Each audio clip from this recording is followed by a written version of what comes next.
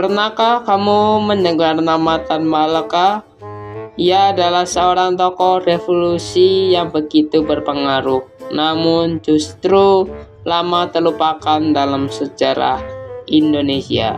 Ia pernah menjadi buronan pemerintah kolonial di banyak negara, menyamar dengan berbagai nama, berkeliling dari Asia hingga Eropa. Semuanya demi satu tujuan, yaitu untuk kemerdekaan Indonesia. Bahkan jauh sebelum Soekarno dan Hatta memproklamirkan kemerdekaan Indonesia pada tahun 1945, Tan Malaka sudah merancang gagasan tentang Indonesia merdeka. Siapakah sebenarnya Tan Malaka? Mengapa perjuangannya begitu misterius, dan bagaimana kisah hidupnya berakhir secara tragis? Mari kita telusuri kisah hidup Tan Malaka, seorang tokoh revolusioner besar yang jejaknya melintasi dunia.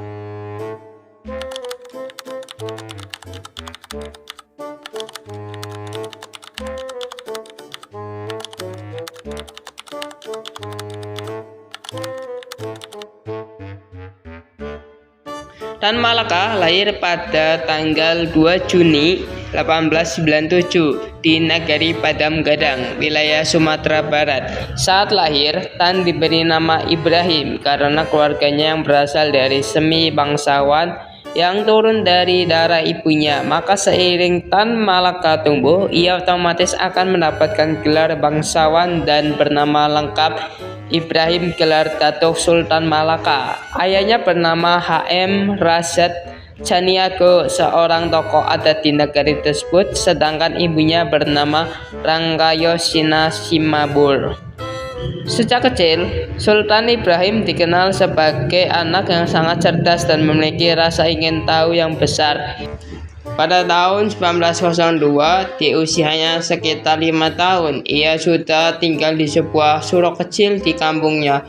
Di sanalah ia belajar mengaji, hidup disiplin, dan mendalami ajaran Islam. Selain itu, ia juga berlatih pencak silat. Bahkan sebelum usianya genap 10 tahun, ia sudah mampu membaca dan memahami dasar bahasa Arab dengan lancar. Dari kehidupan sederhana di surau itulah terbentuk pribadinya yang taat, cerdas, dan tangguh. Semua bekal itu kemudian membawanya melangkah ke dunia pendidikan yang lebih tinggi, menuju Quick School di Bukit Tinggi. Awal dari perjalanan besarnya, setelah menunjukkan kecerdasannya yang luar biasa, Tan Malaka melanjutkan pendidikannya ke Quick School di Bukit Tinggi, sebuah sekolah pendidikan guru pada masa Hindia Belanda yang hanya dapat dimasuki oleh murid-murid terbaik. Bagi seorang anak desa dari Sumatera Barat, diterima di sekolah ini merupakan pencapaian yang sangat membanggakan. Di Quick School inilah ia mulai mengalami perubahan besar dalam hidupnya. Salah satu sosok yang sangat berpengaruh adalah gurunya, Horensma. Ia dikenal sebagai guru yang disiplin dan tegas, tetapi juga memiliki perhatian khusus terhadap murid-murid yang berbakat. Horensma melihat sesuatu yang berbeda pada diri Tan Malaka, bukan hanya kecerdasannya, tetapi juga cara berpikir yang kritis dan mendalam. Selama menempuh pendidikan di sana, Tan Malaka juga mulai mempelajari bahasa Belanda dengan serius hingga menjadi cukup fasih. Kemampuan ini membuka aksesnya terhadap berbagai buku dan pemikiran dari dunia barat. Selain itu, ia juga dikenal aktif dalam olahraga, khususnya sepak bola, yang membuatnya tidak hanya unggul dalam akademik, tetapi juga memiliki fisik yang tangguh dan jiwa kompetitif. Karena itu, ia tidak memperlakukannya seperti murid biasa. Horensma sering mengajak Tan Malaka berdiskusi, mendorongnya berpikir logis dan mandiri, serta memberinya buku-buku tambahan untuk dibaca. Dari sini tumbuh kebiasaan membaca yang kelak sangat mempengaruhi cara berpikir Tan Malaka. Melihat potensi besar tersebut, Horensma kemudian mendorong dan membantu Tan Malaka untuk melanjutkan pendidikan ke Belanda, sebuah kesempatan langka bagi pribumi saat itu. Dukungan ini menjadi titik balik penting dalam hidupnya, membuka jalan menuju dunia yang lebih luas dan pemikiran-pemikiran besar yang membentuknya sebagai seorang tokoh revolusioner. Setelah 5 tahun belajar di Quick School, ia lulus pada tahun 1913 dan kembali ke desanya. Kepulangannya disambut dengan rencana penganugerahan gelar adat sebagai datuk serta tawaran pertunangan. Setelah secara resmi dianugerahi gelar datuk melalui upacara adat, namanya yang semula Ibrahim pun berubah menjadi Sultan Ibrahim gelar Datuk Tan Malaka. Gelar tersebut tidak hanya menjadi tanda kehormatan tetapi juga mencerminkan kepercayaan dan harapan besar masyarakat kepadanya sebagai seorang pemimpin di masa depan. Namun ia hanya bersedia menerima gelar adatnya saja dan menolak gadis yang hendak dijodohkan dengannya karena hasratnya untuk melanjutkan pendidikan ke jenjang yang lebih tinggi. Masyarakat kampung khususnya para tetua adat mendukung keinginannya tersebut dan ia juga mendapatkan bantuan dana dari desa untuk melanjutkan pendidikan ke luar negeri.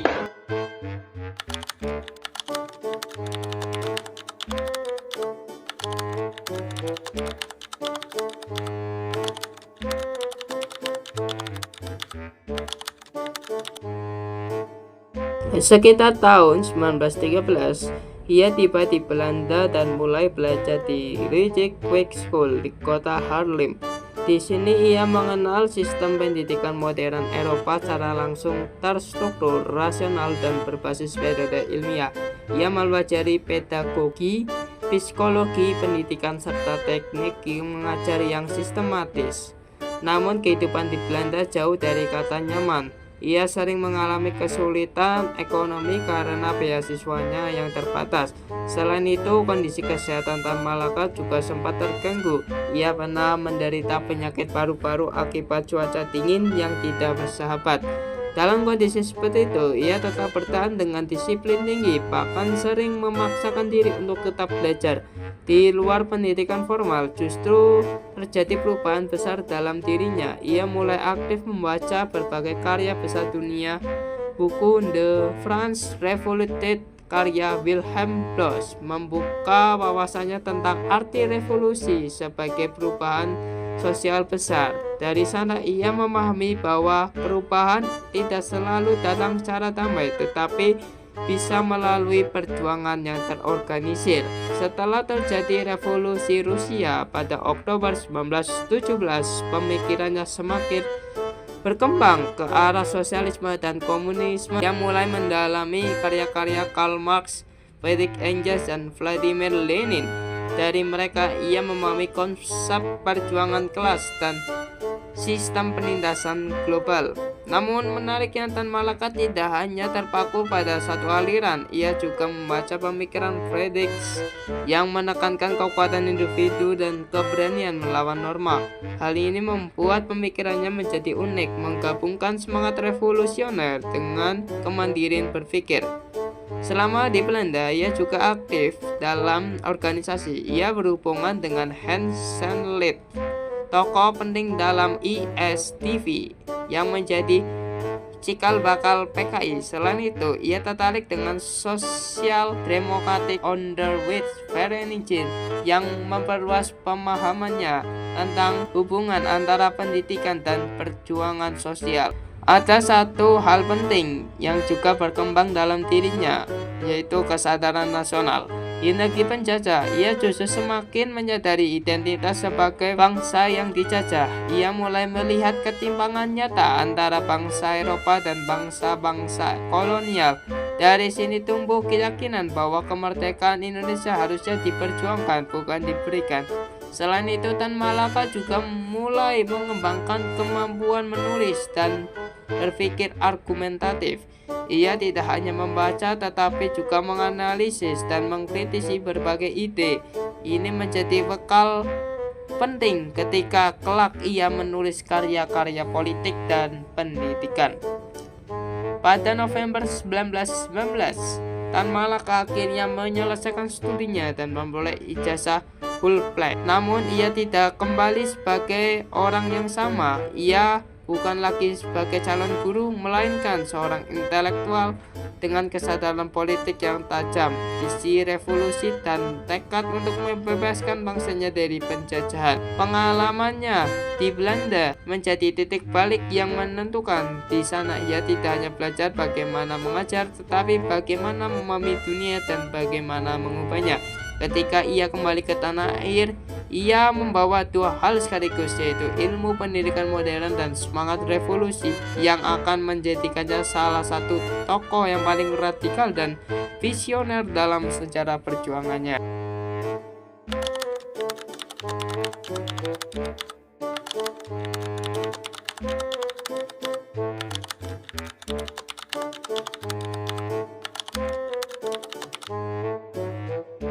Setelah menyelesaikan pendidikannya di Belanda, Tan Malaka kembali ke tanah air dengan semangat perjuangan yang semakin matang. Pada Desember 1919, ia berangkat ke Delhi, Sumatera Timur. Setelah menerima tawaran dari Dr. Johnson untuk mengajar anak-anak kuli perkebunan di Sanembah, Tanjung Morawa. Dit is een overeenkomst tussen de Koreaanse en mij om samen te werken in een goed systeem voor de werkers ontwikkelen. Deze montage heeft een hoop nodig. Mogelijk Wino of Wino. Gaat jij onder hem werken? Ja, gelijk. Het is plantage en hoop en hip. Wat doe je gewoon?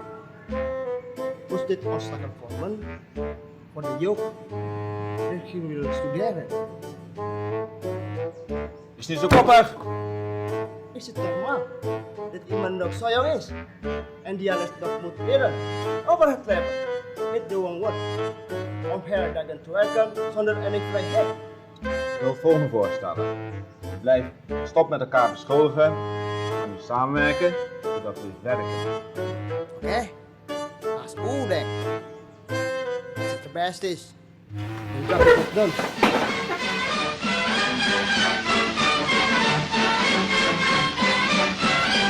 Ia mulai mengajar pada Januari 1920. Di tempat inilah Tan Malaka melihat secara langsung penderitaan para buruh perkebunan yang hidup dalam tekanan dan ketidakadilan sistem kolonial.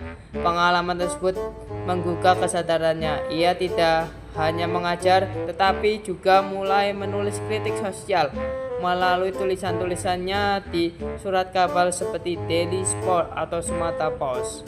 Ia mengungkap kesenjangan besar antara kaum kapitalis dan rakyat kecil. Salah satu tulisannya yang terkenal adalah Tanah Orang Miskin, dimuat dalam Hartford World pada Maret 1920. Selain itu, ia mulai menjalin hubungan dengan organisasi seperti ISTV yang menjadi pintu masuknya ke dunia pergerakan revolusioner. Tak lama kemudian, ia pindah ke Batavia setelah mendapatkan tawaran dari guru lamanya, Horensma, untuk bekerja sebagai guru. Namun, Tan Malaka menolak pekerjaan tersebut karena ia memiliki cita-cita yang lebih besar, yaitu mendirikan sekolah sendiri yang membebaskan rakyat dari kebodohan. Ia kemudian pergi ke Yogyakarta pada awal Maret 1921 dan tinggal bersama tokoh pergerakan. Di sana ia aktif mengikuti Kongres Syariat Islam dan bertemu tokoh-tokoh penting seperti Hos Cokroaminoto, Agus Salim, serta Semaun. Dalam sebuah kongres tersebut menjadi titik penting karena memunculkan perpecahan antara kelompok yang menolak dan menerima kerjasama dengan kaum komunis. Perpecahan itu melahirkan dua kubu, yaitu Sarekat Islam Putih yang dipimpin oleh Cokroaminoto dan Sarekat Islam Merah yang dipimpin oleh Semaun. Atas ajakan Semaun, Tan Malaka kemudian pergi ke Semarang dan bergabung dengan Partai Komunis Indonesia atau PKI. Di sana meski sempat sakit, ia segera aktif kembali dan mulai mengembangkan pendidikan alternatif bagi rakyat. Ia mendirikan sekolah Sarekat Islam yang kemudian dikenal sebagai Sekolah Tan Malaka sebagai tandingan sekolah kolonial. Sekolah ini berkembang pesat hingga ke berbagai daerah seperti Bandung dan Ternate. dan menjadi simbol perlawanan melalui pendidikan. Selain mengajar, Tan Malaka juga aktif dalam gerakan buruh. Ia menjadi ketua Sarekat Pegawai Percetakan serta terlibat dalam berbagai organisasi pekerja lainnya. Pemikirannya dituangkan dalam berbagai tulisan, termasuk buku terkenalnya Soviet atau Parlemen, yang membahas strategi perjuangan antara revolusi dan jalur parlementer. Tulisannya dimuat di media seperti Suara Rakyat dan Sinar India, yang semakin memperluas pengaruhnya di kalangan rakyat. Pada akhir tahun 1921, dalam Kongres PKI di Semarang, Tan Malaka diangkat sebagai ketua menggantikan Semaun. Berbeda dengan pendahulunya yang cenderung hati-hati, Tan Malaka tampil dengan tegas dan radikal dalam memperjuangkan kemerdekaan. Namun ia tetap berusaha menjaga hubungan baik antara PKI dan Sarekat Islam, karena ia menyadari bahwa persatuan adalah kunci utama dalam melawan penjajah. Meski semakin berpengaruh, aktivitasnya membuat pemerintah kolonial Belanda merasa terancam. Tan Malaka mulai diawasi hingga akhirnya ditangkap dan diasingkan pada tahun 1922. Namun justru dari pengasingan inilah perjuangannya meluas ke tingkat internasional. Ia terus menulis, menyusun strategi dan memperjuangkan kemerdekaan Indonesia dari luar negeri.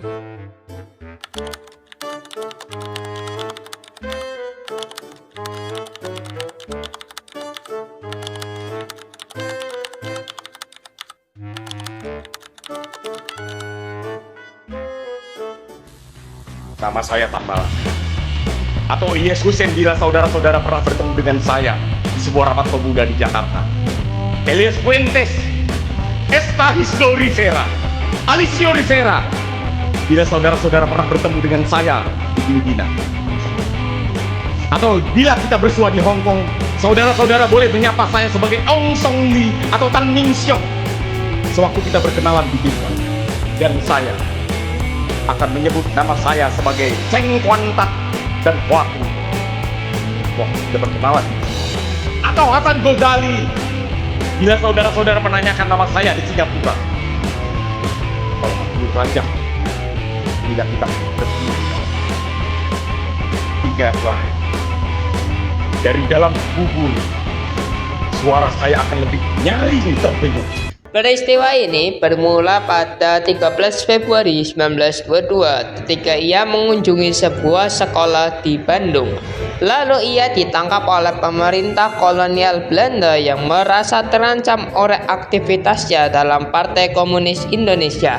Tanpa proses pengadilan yang adil, ia kemudian diasingkan. Awalnya ia direncanakan dibuang ke Kupang, tetapi Tan Malaka justru memilih diasingkan ke Belanda. Setibanya di sana, meski tanggal pastinya masih diperdebatkan, ia tidak tinggal diam. Ia bergabung dengan Partai Komunis Belanda atau CPN dan bahkan dicalonkan sebagai kandidat anggota parlemen dalam pemilihan tahun 1922. Meskipun peluangnya kecil untuk terpilih, langkah ini bukan sekedar ambisi politik, melainkan strategi untuk menyuarakan penindasan Belanda di Indonesia serta mendorong dukungan internasional bagi kemerdekaan Indonesia. Ia memang tidak terpilih tetapi memperoleh dukungan yang cukup besar. Bahkan sebelum perhitungan suara selesai, ia meninggalkan Belanda menuju ke Jerman. Di Berlin, Tan Malaka bertemu dengan tokoh-tokoh pergerakan seperti Darsono dan kemungkinan juga M.N. Roy. Dari sana ia melanjutkan perjalanan ke Rusia dan tiba di Moskow pada Oktober 1922 untuk terlibat dalam kegiatan Komintern. Dalam Kongres Komintern Dunia keempat, ia mengajukan gagasan penting yaitu kerjasama antara komunisme dan pan-islamisme untuk melawan imperialisme. Namun gagasannya ini ditolak oleh banyak pihak. Meski demikian, ia tetap aktif dan pada Januari 1923 diangkat bersama Semaun sebagai koresponden organisasi buruh internasional. Ia juga menulis berbagai jurnal gerakan buruh di Eropa dan Indonesia serta serta menjadi agen Biro Timur Komitren yang melaporkan perkembangan Asia Tenggara. Pada akhir 1923, Tan Malaka bergerak ke Guangzhou, Tiongkok. Di sana ia mengedit jurnal berbahasa Inggris yang berjudul The Dawn untuk organisasi buruh transportasi Pasifik. Saat situasi Hindia Belanda semakin menekan Partai Komunis Indonesia, ia menulis karya terkenalnya yaitu Narda Republik Indonesia yang terbit pada April 1925. Buku ini menjadi salah satu pemikiran yang paling visioner tentang kemerdekaan Indonesia, membahas krisis global, peluang revolusi di Hindia Belanda, hingga prediksi konflik kekuatan besar seperti Amerika Serikat dan Jepang di kawasan Pasifik. Pada akhir Juli 1925, ia pindah ke Filipina dan menetap di Manila. Di sana ia aktif sebagai penulis dan koresponden untuk surat kabar nasionalis serta menjalin hubungan dengan tokoh-tokoh lokal.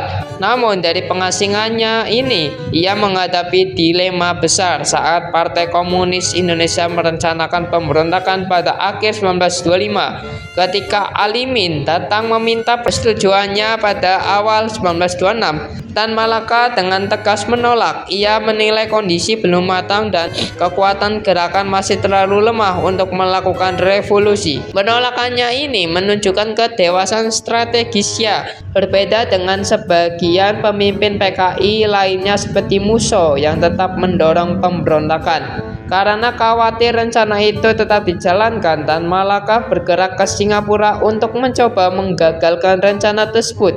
Ia bertemu dengan Subakat dan bersama-sama berusaha menghentikan langkah yang dianggap terlalu beresiko. Dalam masa ini, ia juga menulis buku yang berjudul Masa Akti atau Aksi Massa yang memuat gagasannya tentang strategi revolusi berbasis kekuatan rakyat luas, bukan sekedar pemberontakan terburu-buru. Ia bahkan mengusulkan konsep ASILA, yaitu Federasi Sosial Negara Asia Tenggara dan Australia Utara sebagai bentuk solidaritas melawan imperialisme.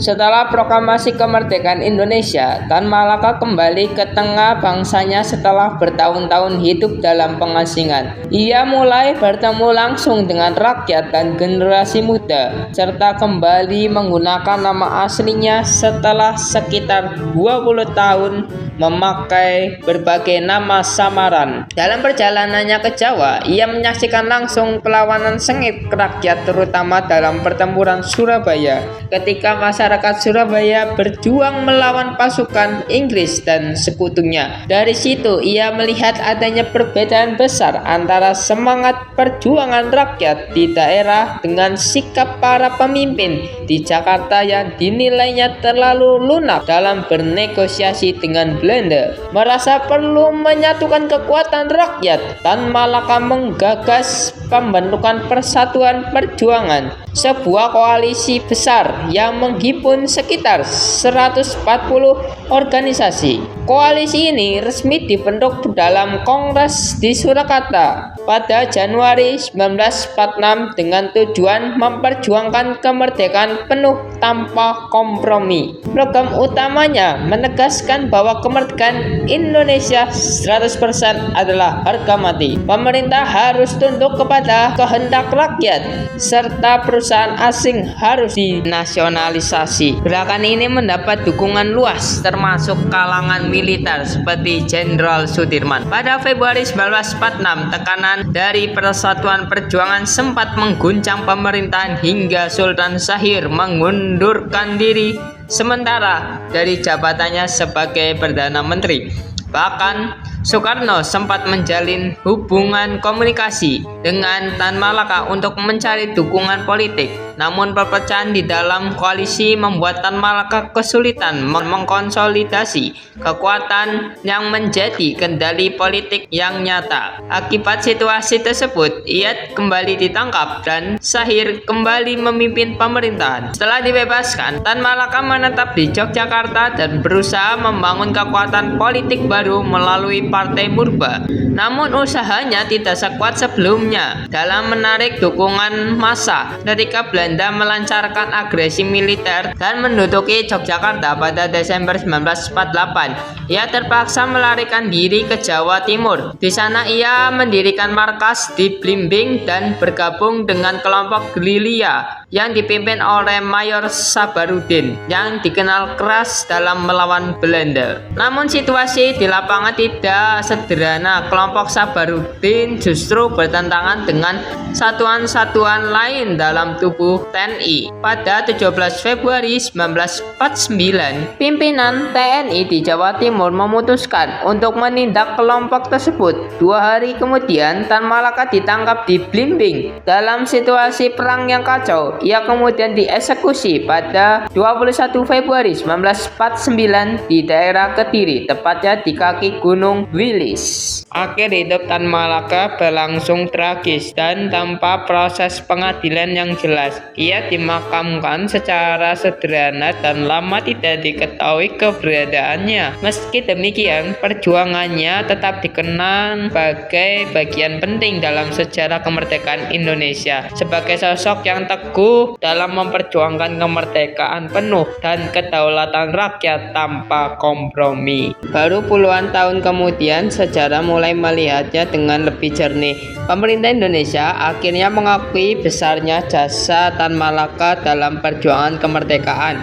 Pada tahun 1963, melalui keputusan Presiden Republik Indonesia nomor 53 tahun 1963, ia secara resmi ditetapkan sebagai pahlawan nasional oleh Presiden Soekarno. Penetapan ini menjadi bentuk rehabilitas sejarah dan sebuah pengakuan bahwa perjuangan Tan Malaka meskipun menuai kontroversial tetap merupakan bagian penting dari perjalanan bangsa Indonesia menuju kemerdekaan. Di sisi lain, Muhammad Yamin memandang Tan Malaka sebagai pemikir dan pejuang dengan visi kemerdekaan yang luas. Menurutnya, Tan Malaka adalah sosok ideolog yang berani dan konsisten dalam memperjuangkan kedaulatan bangsa, meskipun jalannya berbeda dengan tokoh yang lain.